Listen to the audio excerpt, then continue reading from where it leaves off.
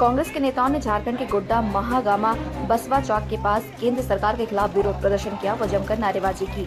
कांग्रेसी नेताओं ने कहा कि राहुल गांधी की सदस्यता को साजिश के तहत रद्द किया गया है। भाजपा सरकार आवाज को दबाने की कोशिश कर रही है, लेकिन कांग्रेस के लोग केंद्र सरकार के इस कार्रवाई से डरने वाले नहीं हैं। आने वाले दिनों में सब स्पष्ट हो जाएगा कि कौन सच्चा है और कौन झूठा।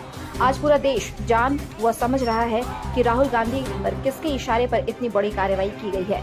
प्रजातंत्र में जनता से बड़ा कोई नहीं है। जनता प्रजातांत्रिक व्यवस्था को चलाने के लिए सत्ता दे सकती है, तो जनता जनहित को ताक में रखने के बाहर का रास्ता भी दिखा सकती है।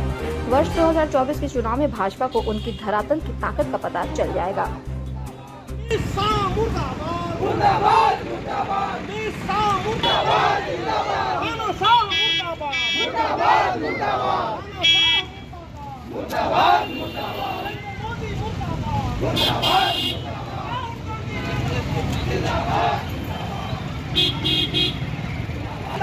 जिंदाबाद